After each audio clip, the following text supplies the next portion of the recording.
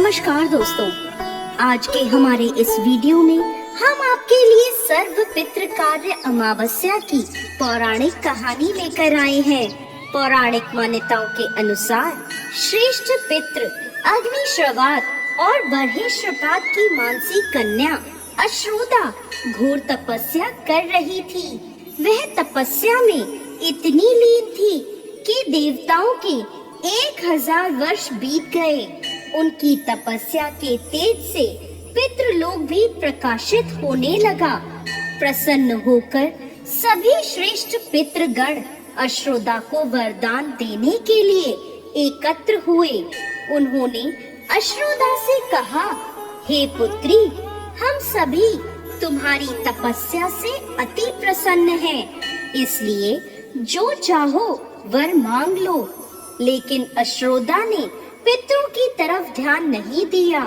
वह उनमें से एक अति तेजस्वी पितृ अमावसु को पलक झपकाए बिना निहारती रही। पितरों के बार बार कहने पर उसने कहा, हे पितृदेव, क्या आप मुझे सच में वरदान देना चाहते हैं? इस पर तेजस्वी पितृ अमावसु ने कहा, हे अश्रुदा, वरदान पर तुम्हारा अधिकार है, इसलिए निसंकोच होकर मांगो। अश्रुदा ने कहा, प्रभु, यदि आप मुझे वरदान देना ही चाहते हैं तो मैं आपके साथ का आनंद चाहती हूँ। अश्रुदा के इस तरह कहने पर सभी पितृ क्रोधित हो गए। उन्होंने अश्रुदा को श्राप दिया कि वह पितृलोक से पतित होकर पृथ्वी लोक पर जाएगी। पितरों के इस तरह श्राप दिए जाने पर अश्रुदा पितरों के पैरों में गिरकर रोने लगी। इस पर पितरों को दया आ गई। उन्होंने कहा, अश्रुदा, तुम पतित योनि में श्राप मिलने के कारण मत्स्य कन्या के रूप में जन्म लोगी। भगवान ब्रह्मा के वंशज महर्षि पराशर तुम्हें पति के रूप में प्राप्त होंगे। तुम्हारे गर्भ से भगवान व्यास जन्म लेंगे। उसके उपरांत भी अन्य दिव्य वंशों में जन्म लेते हुए तुम श्राप मुक्त होकर पुनः पितृलोक में वापस आ जाओगी। पितरों के इस तरह कहे जाने पर अश्रुदा शांत हुई।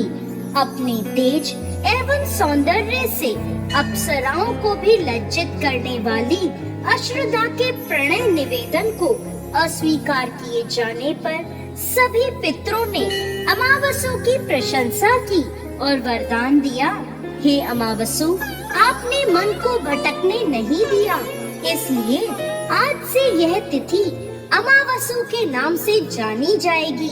ऐसा कोई भी प्राणी जो वर्ष में कभी भी श्राद्ध तर्पण नहीं करता है, अगर वह इस तिथि पर श्राद्ध करेगा तो उसे सभी तिथियों का पूर्ण फल प्राप्त होगा।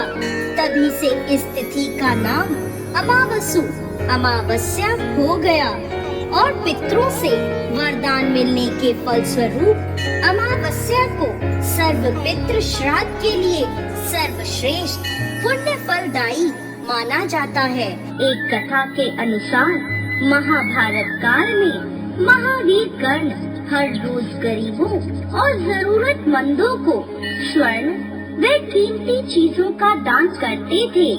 लेकिन महाभारत के युद्ध के दौरान जब उनकी मृत्यु हुई और वह स्वर्ग पहुँचे, तब वहाँ उन्हें भोजन के रूप में थाली में हीरे मोती स्वर्ण मुद्राएं आदि परोसे गए। ऐसा भोजन देखकर कर्ण आश्चर्यचकित रह गए। उन्होंने स्वर्ग के अधिपति इंद्रदेव से पूछा, इंद्रदेव, सभी लोगों को सामान्य भोजन दिया जा रहा है, तो मुझे भोजन के रूप में स्वर्ण आभूषण रत्न आदि क्यों परोसे गए हैं? कर्ण का यह सवाल सुनकर इंद्रदेव बोले, हे कर्ण, इस बात में कोई संदेह नहीं है कि धरती पर आप सबसे बड़े दानवीरों में सर्वोपरि थे।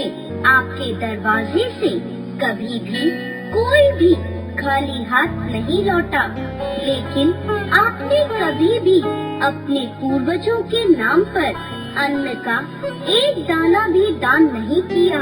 इसलिए आपके दरबार में आया हर व्यक्ति आपसे संतुष्ट था, लेकिन आपके पूर्वज अभी भी आपसे तृप्त नहीं है। इसीलिए आपने धरती पर जिन चीजों का दान किया, स्वर्ग में आपको भोजन के रूप में वो चीजें परोसी गई हैं। तब महावीर कर्ण ने इंद्रदेव से इस समस्या का समाधान पूछा। इसके उत्तर में इंद्रदेव बोले, हे कर्ण, आप वापस पृथ्वी पर जाएं और अपने पूर्वजों को तृप्त करने के लिए उनका श्राद्ध करें तथा उनकी संतुष्टि के लिए उनका तर्पण व पिंड दान करें। इंद्रदेव के कहे अनुसार महावीर कर्ण वापस धरती पर आए और अपने पितरों का आवाहन कर उनका तर्पण, पिंड दान व श्राद्ध किया। और जिस समय उन्होंने यह श्राद्ध किया, उस वक्त सूर्य कन्या राशि में था और ऐसा माना जाता है कि जिस समय सूर्य कन्या राशि में होता है, उस समय चंद्रमा धरती के सबसे करीब होता है और पूर्वजों का पितृलोक चंद्रलोक के बिल्कुल ऊपर है। इसलिए यही वह समय होता है जब पितृलोक में बसे पूर्वज धरती लोक में बसे अपने वंशजों से भोजन प्राप्त करने आते हैं।